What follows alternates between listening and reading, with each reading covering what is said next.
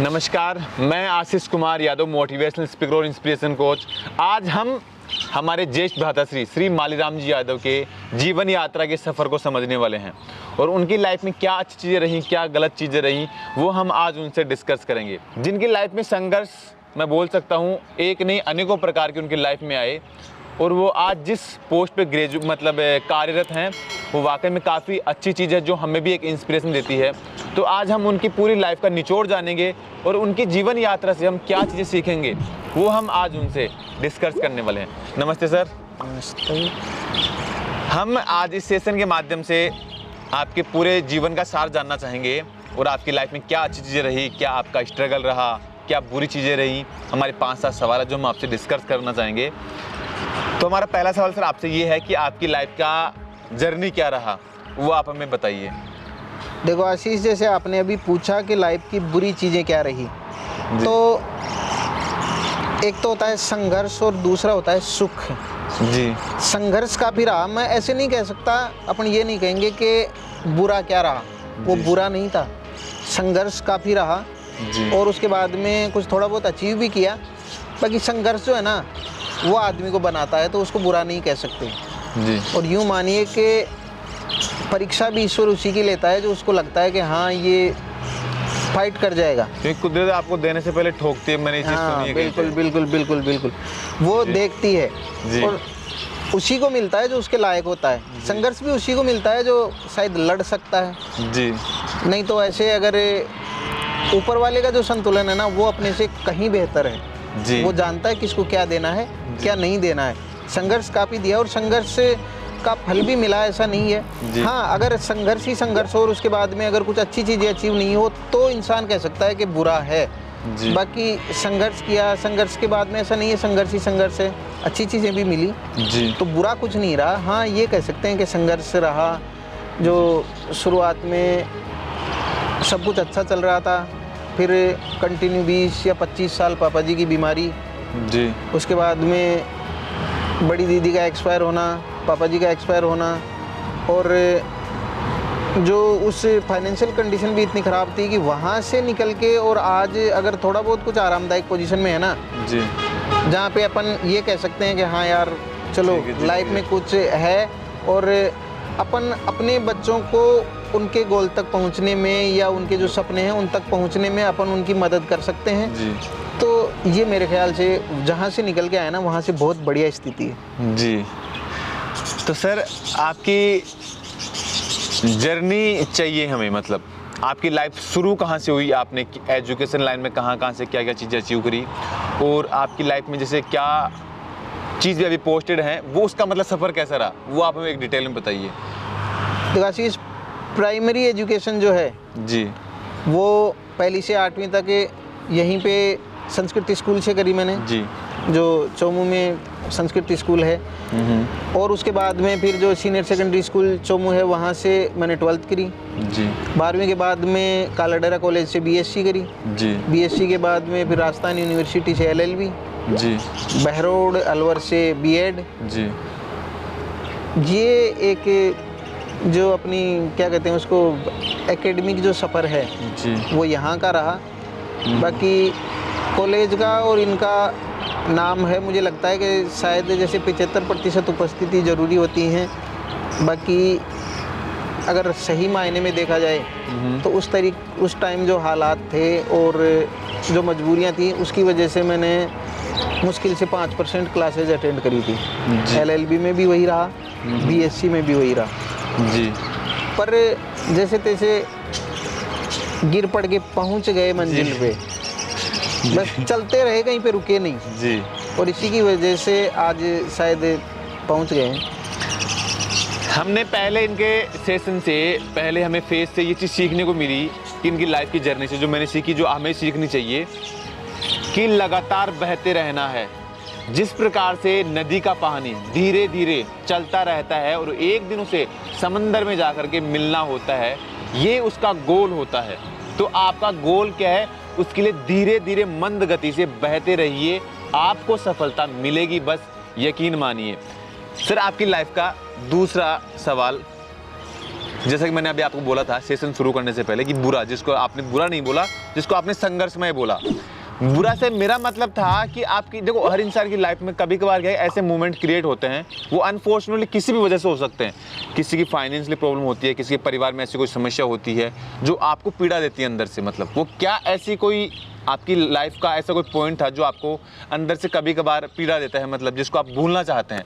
ऐसा कौन सा पॉइंट था या ऐसी कोई मेमोरेबल चीज़ें जो आप बता सकें? आशीष, जैसे कि ये अभी तो इंटरव्यू जो अपन रिकॉर्ड कर रहे हैं, इसके अलावा भी शायद मैंने एक आध बार आपको बताया होगा कि एक जो टाइम था और जो घटना है वो मुझे अभी भी जो है ना, अगर रात को याद आ जाए सोते टाइम तो शायद मेरी नींद उड़ जाती है। पहले क्या था, पापा जी बीमार थे, फाइनेंशियल कंडीशन अच्छी नहीं थी, तो दवाइयों के पैसों का भी जहाँ कहाँ से जुगाड़ करना पड़ता था। जी जी। तो मुझे याद है आज के, शायद मैं उस टाइम में 12-13 साल का रहा हूँगा। जी जी। और पापा जी ने मेरे को 100 रुपये दिए कहीं से लाके दवाइयों के लिए। 2-3 दिन हो गए थे, दवाइयाँ ख़त्म हो चुकी थी, हार्ट पेशेंट थे। वो 100 रुपये जो थे ना, वो उस टाइम में मेरे लिए बहुत मायने रखते थे जी। वो 100 रुपये मैं दवाइयों के लिए लेके गया कि स्कूल में जाएंगे और स्कूल के बाद में दवाइयाँ लेके आ जाएंगे जी। पर वो जाते टाइम कहीं गिर गए, वो 100 का नोट गिर गया कहीं पे जी। तो 100 का नोट गिरने के बाद में मैं इतना रोया उस 100 के नोट के लिए। वो 100 के नोट के लिए नहीं, वो मैं रोया इसलिए कि 2 दिन हो गए पापा जी के पास में दवाइयाँ नहीं है, और आज उन्होंने जहाँ तहाँ से मेरे को लाके दिए, और उसके बाद में फिर मैंने उसको खो दिया जी। शायद और कोई बाप होता तो वो लट से स्वागत करता, बाकी मेरे पापा जी ने मेरे को यही कहा कि यार 100 रुपये के लिए तू रो रहा है, अरे बेटा तू है मेरे पास पैसे ही पैसे हैं, और ले आएंगे जी। और एक मैं और बता देता हूँ, मुझे पापा जी की एक बात याद आई। आज के टाइम अपन देखते हैं कि जिनके पास में करोड़ों की प्रॉपर्टी है जी, उनका भी नाम BPL सूची में है। और मेरा जो बचपन था, जिस टाइम में मैं बता रहा हूँ, 8वीं के बाद में परिस्थितियाँ बिगड़ना शुरू हुई थी जी। तो यहाँ से अपने जो हैं महादेव जी यादव, उन्होंने कहा था एक बार जी कि यार पापा जी को कि तेरा BPL सूची में नाम डलवा दूं, तेरे को काफ़ी मदद मिलेगी जी जी। पर पता है मेरे पापा जी का क्या जवाब था? क्या? कि ये मेरे 2 बेटे हैं जी, और ये ऐसे हैं कि शायद इनकी मैं कीमत कोई लगा नहीं सकता, मैं क्या कोई नहीं लगा सकता जी। तो जब मेरे पास इतनी बड़ी संपत्ति है तो मैं BPL में कैसे हो गया जी? मेरे बात है, मैं BPL में नाम नहीं लिखाना। और कभी भी एजुकेशन में जब पैसा लगाने, किसी ने कहा कि यार हम बच्चों की एजुकेशन में थोड़ा सा आपको कंसेशन दे देते हैं या आपकी मदद कर देते हैं, पापा जी ने पढ़ाई में कभी भी कंसेशन नहीं लिया। उन्होंने कहा कि पढ़ाई जो होगी ना, वो तो अपनी पूरी वैल्यू के साथ होगी जी। तो कभी किसी का ऐसा नहीं लिया। हाँ, उन्होंने माना, उनको विश्वास था हम पे कि मेरे बेटे जो है ना जी, वो कुछ करने लायक हैं और मुझे निराश नहीं करेंगे। और शायद ये उनका ही आशीर्वाद है कि उसकी वजह से हम यहाँ तक पहुँचे। आज हालांकि वो हमारे साथ नहीं है, लेकिन उनके आशीर्वाद की वजह से यहाँ पे जी। देखो, हमने इनकी लाइफ का बुरा पॉइंट समझा कि इनके पॉकेट में 100 रुपये थे, इनके पिताजी की दवाइयों की उनको सख्त नीड थी, वो भी इनके पैर से मतलब पॉकेट से निकल गए थे। ये उनकी लाइफ का सबसे बुरा पॉइंट था जो इनको मतलब हर्ट करता है, इनको परेशान करता है। अब हम इस सेशन को थोड़ा सा आगे बढ़ाएंगे और नंबर 3 सवाल आपसे सर हमारा ये होगा कि आपकी लाइफ का one of the best moment जिसको आप वापस से जीना चाहेंगे, जिसको हम गोल्डन मेमोरी बोल सकते हैं, ऐसा कौन सा पल रहा आपका लाइफ का जो आपको मोटिव देता है, आपको वापस जीने की एक वजह देता है? आपकी लाइफ का सबसे बेहतरीन मोमेंट क्या है वो? पापा जी को गुजरे हुए आशीष शायद 14-15 साल हो गए जी। 14-15 साल हो गए, लेकिन अभी भी जीने की वजह तो वही है, वो नहीं, उनकी यादें हैं मेरी लाइफ में। तो यूँ मानो कि शायद 99% वही हैं, वही बचे हुए हैं। बाकी 1% में अगर कहीं कोई कुछ बचता है जी जी, तो बाकी दुनिया आती है। बाकी 99% मेरी लाइफ में जो मेमोरी कार्ड है ना, वो उन्हीं से फुल है। अच्छा, मैं चाहता हूँ अगर मेरे को फिर से वो पल जीने को मिले तो उसमें मैं सिर्फ और सिर्फ, कोई डाउट नहीं है, मैं अपने पिताजी के साथ में जो बिताए हुए पल है ना, मैं उन्हीं को जीना चाहता हूँ। उस टाइम में हालांकि अभी जो है ना माहौल काफ़ी खुल गया है, बाकी पहले जो थे वो कहते, एक होता है आदर और दूसरा होता है डर जी। मुझे लगता है उस टाइम में डर बहुत ज़्यादा था, आदर का पता नहीं, बाकी डर बहुत ज़्यादा था। बेटा बाप के साथ बैठ के खाना नहीं खा सकता था जी। बेटा बाप के पास में अगर चारपाई हो तो उस पर लेट नहीं सकता था। नियम कानून काफ़ी थे उस टाइम जी। हाँ, बाकी मैं जब तक पापा जी रहे ना तब तक मैं पापा जी के साथ एक ही थाली में खाता था जी। उसका तो स्वाद ही अलग बढ़ जाता है उनके साथ से। और पापा जी जहाँ पे लेटे रहते मैं जाके उन्हीं की चारपाई पे लेट जाता। और पापा जी मजाक भी करते हैं कि यार लोग क्या कहेंगे कि और जो है ना बच्चे अपने बाप की कितनी इज्जत करते हैं और तू मेरे साथ यहाँ पे लेटा हुआ। वो मजाक में मुझे धक्का मार मार के और नीचे गिराने की भी कोशिश करते। तो पापा जी हमेशा मेरे साथ ऐसा व्यवहार किया जैसे कोई दोस्त का हो।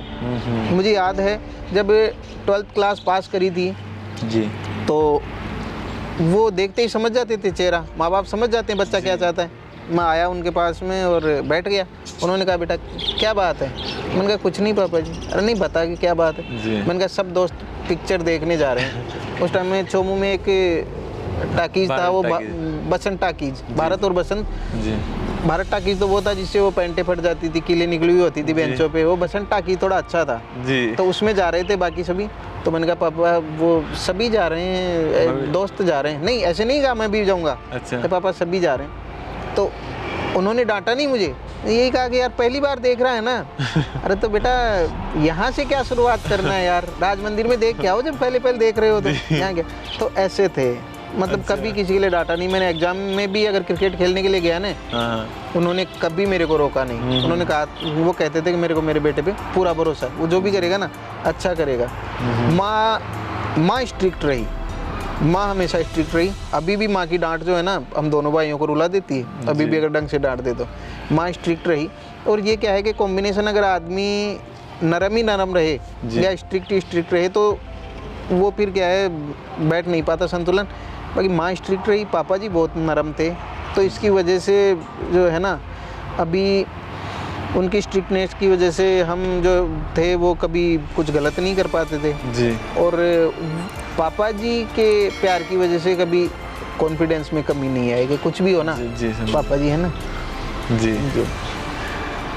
हमने इनसे 30 सवाल डिस्कस किया इनकी लाइफ के बेस्ट मेमोरेबल टाइम, जो इन्होंने बताया कि जब इनका समय रहा, पिताजी साथ रहे, वो इनकी लाइफ के सबसे बेस्ट मोमेंट रहे। अब हम सर, आप गुरुजी हैं, अध्यापक हैं, तो हम आपसे एक सवाल करना चाहेंगे कि कल्पना कीजिए आप एक समंदर के बीच खड़े हैं और उस समंदर के बीच आपके साथ एक मुर्गा है, वो मुर्गा अंडा वहाँ पे कैसे देगा? पहले तो आशीष आदमी समंदर में खड़ा नहीं हो सकता, समंदर में किसी नाव या जहाज या पट्टे पे खड़ा होगा। और दूसरा ऐसा है कि मुर्गा होगा भी तो मुर्गा अंडा नहीं देगा। मतलब गुरुजी ने हमारे अल्फाजों को पकड़ लिया आपने, है ना? सच आपको सुना हुआ था या तो मेरे साथ? नहीं सुना हुआ नहीं था, बाकी फिर वो गुरु ही क्या हुआ जो फंस जाए। जी बिल्कुल बिल्कुल। अब सर देखो, एक सीरियस पॉइंट है जो वास्तव में आज के नए यूथ है उसको काफ़ी डिस्टर्ब कर रहा है अपने गोल से। तो मैं एक चीज़ आपसे कंसल्ट करना चाहूँगा। आज के समय में ऐसे बहुत सारी चीज़ें हैं जो नए यूथ को गलत दिशा की तरफ लेकर के जा रही है, जिसमें सबसे बड़ा इम्पैक्ट जो क्रिएट करता है वो है सोशल मीडिया, जो सही भी बना सकता है, आपको बुरा भी बना सकता है। तो उसको किस हिसाब से आप देखते हैं और नए यूथ को आप अपनी साइड से एक ऐसा क्या मैसेज देंगे जो अपनी ज़िंदगी में अमल करे और अपनी लाइफ को एक सही डायरेक्शन में लेकर के जाएं? तो आप उन्हें क्या बोलना चाहेंगे आज के सेशन से? देखो आशीष, अपन लोग कहीं भी जाते हैं, यूँ मानोगे ज़िंदगी भी एक सफ़र है जी। अपने को कहीं जाना है तो सबसे पहले क्या है कि अपने को अपना रूट पता होना चाहिए जी। अपने को क्या अपना रूट पता होना चाहिए। अपन सबसे पहले करते क्या है, जैसे अपने को कहीं जाना है, अपने को कोई काम है, अपन सबसे पहले अपने गंतव्य पे पहुंचते हैं जी। अपने को कहीं खाना खाना है, चलो मान लो अपने को 15 किलोमीटर जाना है, तो अपन क्या करते हैं कि यार पहले पहुंच जाएं जगह पे, उसके बाद में फिर खाना खाएंगे, वहीं पे आराम करेंगे। जी जी। अब जो लोग अपनी जगह से या अपने मोटिव से भटक जाते हैं वो क्या करते हैं, पहले खाना खाने की सोचते हैं, उसके बाद में गाड़ी निकल जाती है जी। उसके बाद में वो पहुंच नहीं पाते। तो पहले रूट बनाओ जी, फिर सबसे पहले अपनी मंजिल पे पहुंचो जी। और आपको खाना खाना है, नहाना है, जो भी करना है वहाँ पे पहुंचने के बाद में करो आप जो भी है। तो अपने को जो अपने जितने भी गोल हैं, एम हैं, उन पे फोकस करना चाहिए। आपका जो प्राइमरी काम है सबसे पहले आप उस पे फोकस करो और उसको पूरा करने के बाद में अगर आपके पास में टाइम बचता है जी तो उसके बाद में आप अपने बाकी शौक पूरा करो, कोई दिक्कत नहीं है। लेकिन दिक्कत वहाँ होती है कि अपन जो सेकेंडरी काम है उनमें टाइम खर्च कर देते हैं, प्राइमरी काम पे ध्यान नहीं देते, तो फिर वहाँ से चीज़ें बिगड़ना शुरू होती हैं। सोशल मीडिया अच्छी चीज़ है, खेलना भी अच्छी चीज़ है, मूवीज़ भी अच्छी चीज़ है। दुनिया में आशीष अच्छाई बुराई जो है ना वो इंसान के दिमाग में है, दृष्टिकोण से। हाँ, काम में किसी में बुराई नहीं है जी। एक बात बताओ, जैसे शराब है जी, बहुत बुरा मानते हैं जी, और अपना तो बचपन ऐसे टाइम में गुजरा है कि दादा दादी के सामने अगर शराब का नाम भी ले लेते थे तो नाम लेने से ही लट पड़ते थे। जी, बाकी शराब बुरी कहाँ है? शराब बुरी इसलिए नहीं क्योंकि खांसी वगैरह इनमें काम में आती है जी, मेडिसिन। तो उस टाइम में वो अच्छी इसलिए हो जाती है क्योंकि अपना जो है ना उसको काम में लेने का नज़रिया है वो दवाई का होता है। जी, दवाई का होता है। जी। और जो दारू पीते हैं, शराब पीते हैं, वो बुरी कब हो जाती है? जब आदमी अपने होश खोने के लिए पीता है, ओवर लिमिट पीता है। तो चीज़ें अच्छी बुरी नहीं होती, नज़रिया अच्छा बुरा होता है। और हद से ज़्यादा अगर बेहद कोई भी चीज़ हो ना लिमिट से बाहर, तो फिर तो वो तो बुराई है। भले इसे कुछ भी अच्छी चीज़ें भी अगर लिमिट क्रॉस कर जाती है ना तो वो बुरी है। जी। हमने इनके अभी इस सवाल से एक चीज़ सीखी जो हमें सीखनी चाहिए और जो आपको वाकई में ज़िंदगी में अमल करनी चाहिए। मेरी एक बात आप सीरियसली नोट कर लेना, 2022 का समय चल रहा है और हमारी ये जो इस YouTube चैनल की जो जर्नी है वो रिसेंटली हमने करीब 7-6 जनवरी के आसपास में स्टार्ट करी थी। एक चीज़ है जो सीरियसली आपको समझनी पड़ेगी, आप जो भी एम रखते हैं, जो विजन रखते हैं, उसको सेट कर दीजिए और मेरे साथ इस चैनल के साथ अपनी जर्नी को शुरू कर लीजिए। मैं इस बात को आपको सेटिस्फैक्शन देता हूँ कि आपकी जर्नी में आप कामयाब होंगे। लेकिन उस चीज़ के लिए हम जिन सफल लोगों की हम जर्नी समझते हैं उनमें से कुछ भी चीज़ें उठाइए और वो कुछ भी चीज़ें अपनी ज़िंदगी में अमल करना सीख लीजिए। इनके अभी रिसेंटली जो इन्होंने लास्ट आंसर दिया कि हर चीज़ को देखने का आपका नज़रिया होता है। दारू एक ऐसा शब्द है जिसको अगर हम पवित्र भी मानते हैं और अपवित्र मतलब हमारा दृष्टिकोण, जिसको हम मेडिसिन के हिसाब से भी यूज करते हैं और ओवर लिमिट में हम उसको नशे के हिसाब से यूज करते हैं। मतलब सिर्फ आपका नज़रिया कैसा है ये आप डिसाइड करिए। हर चीज़ गलत होती है, सही होती है, जरूरी नहीं कि आप गलत हैं या सही है, बस उस चीज़ को आप किस हिसाब से लेते हैं वो हमारा दृष्टिकोण महत्वपूर्ण है। और एक चीज़ जो इन्होंने बताई कि आप प्राथमिकता किस चीज़ को देते हैं। अगर आप कुछ ऐसा काम कर रहे हैं जो आप अपना टाइम बर्बाद कर रहे हैं, उस काम को करते करते अगर आपको किसी भी वजह से अगर आपको चोट लग जाती है तो आपके लिए फिर कौन सा प्राइमरी काम होगा? आपका डॉक्टर के पास जाना प्राइमरी होगा या फिर वो गेम खेलना प्राइमरी होगा? ऑफ कोर्स आपके लिए वो काम ही प्राइमरी होगा जो आपको हॉस्पिटल में ले जाएगा। तो मतलब क्या हो रहा है, समय के साथ नहीं, आप अभी के हिसाब से अपनी प्राइमरी चीज़ों को सेलेक्ट करिए, तभी भविष्य में आप महान और एक चैंपियन बन पाएंगे। सर, हमारे इस सेशन में हम एक लास्ट सवाल आपसे और करना चाहेंगे कि आपने कभी भी अपने पूरे जीवन में आपकी करीब 43 साल की एज हो चुकी है अभी आपकी, आपने कभी भी ऐसी कल्पना की थी कि यार ऐसा कोई छोटा बच्चा आएगा 2022 में मेरी पूरी जीवन यात्रा को समेट करके मेरे से पूछेगा? ऐसे कभी आपने कल्पना की थी? आशीष, कल्पना नहीं की थी, बाकी अच्छा लगा कि देखो एक तो कोई चीज़ होती है जिसको अपन सोचते रहते हैं कि यार ऐसा हो और उसमें फिर वो आपको मिलता है ना, उसके बजाय अगर आपको कुछ सरप्राइज के तौर पे मिलता है जी, तो जो आपके सामने मैं बैठ के बोल रहा हूँ, आप मुझसे पूछ रहे हैं, मेरा छोटा भाई जो है वो मेरा इंटरव्यू ले रहा है, तो एज ए सरप्राइज ही है जी। और बाकी बहुत अच्छा लग रहा है। वही कि बच्चा जो है वो बाप के नाम से हमेशा जाना जाता है, बाकी अगर एक बाप अपने बच्चों के नाम से जाना जाए तो उसके लिए ज़्यादा खुशी होती है। अगर यहाँ पे कोई बड़ा आदमी बैठ के मेरा इंटरव्यू ले रहा होता तो मुझे उतनी खुशी नहीं होती कि मेरा छोटा भाई बैठ के जो है ना मेरा इंटरव्यू ले रहा है जी। और मैं भगवान से प्रार्थना करता हूँ कि आज इंटरव्यू लेने वाला तो यही हो, लेकिन आज जहाँ पे मैं बैठा हूँ वहाँ पे शायद बहुत बड़ी बड़ी हस्तियाँ बैठी हों जी।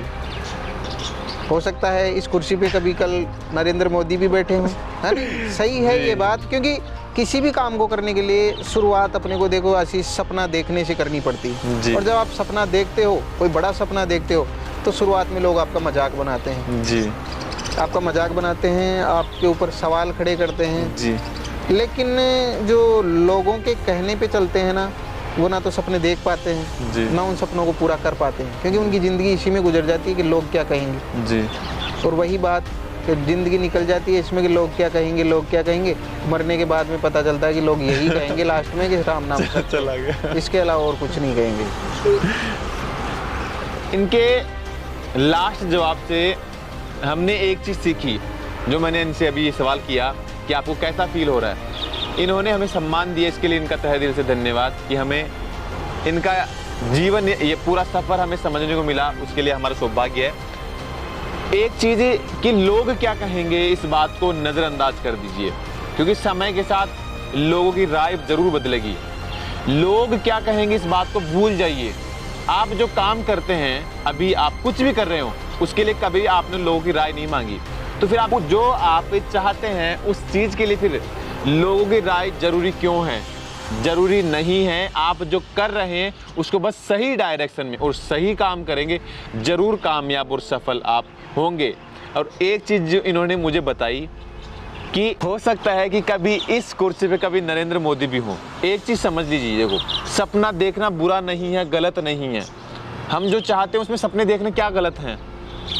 कभी कोई प्रतिबंध नहीं होता सपने देखने के लिए। सपने देखिए, क्योंकि हर चीज़ की शुरुआत एक सपने से, एक विचार से होती है। अभी अगर मैं बोलूँ भाई मेरे में ऐसी क्या चीज़ है, मेरे में ऐसी क्या, मैंने कोई क्वालिफिकेशन ले रखी है किसी के इंटरव्यू लेने की? मैंने कोई क्वालिफिकेशन नहीं ले रखी।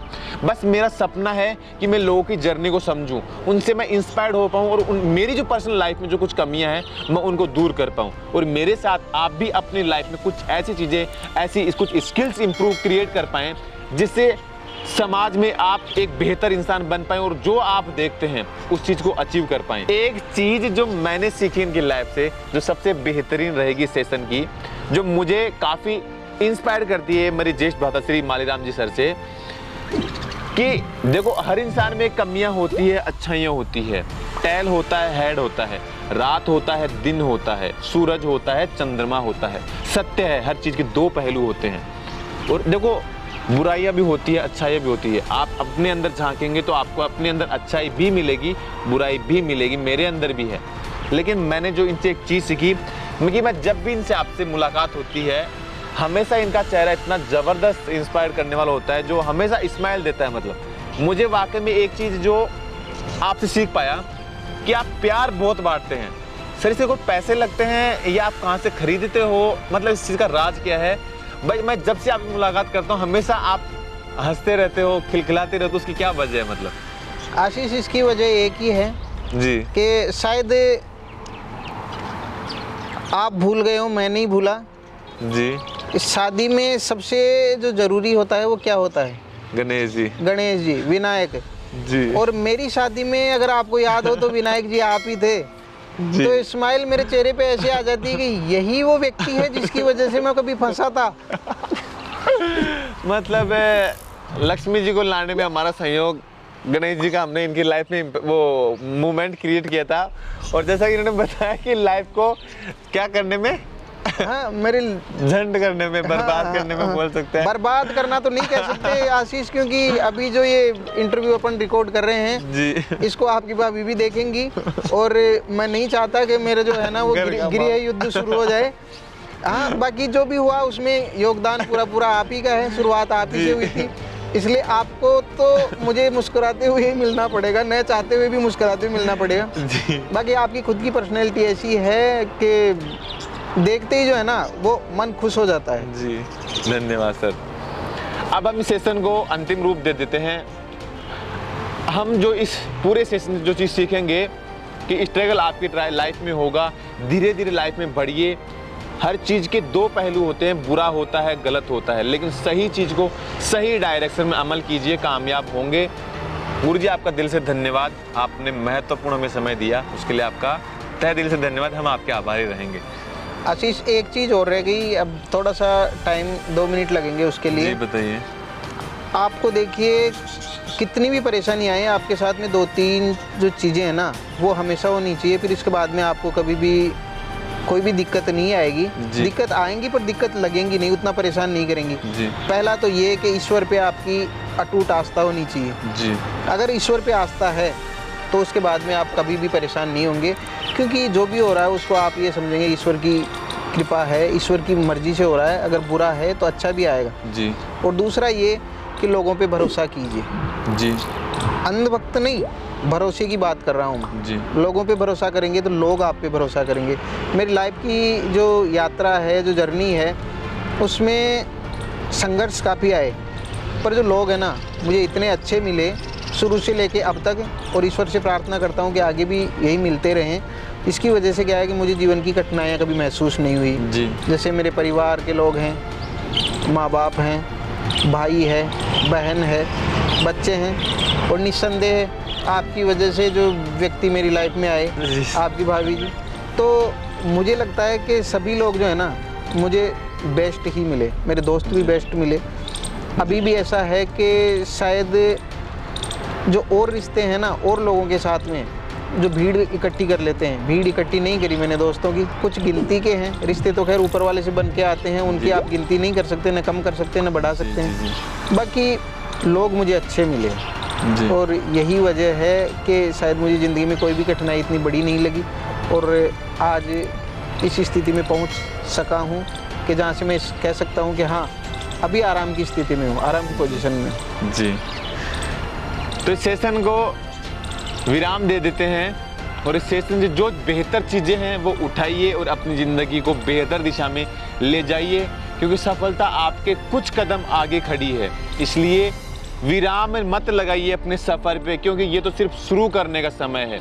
जो आप चाहोगे वो आपको ज़रूर मिलेगा। बस कुछ कोशिशों के साथ अपने भविष्य की शुरुआत ज़रूर कीजिए।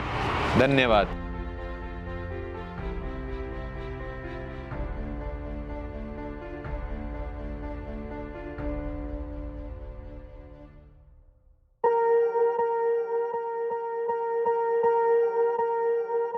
Swear I won't forget this, why do I regret this? In my mind reckless, thoughts are feeling endless, sitting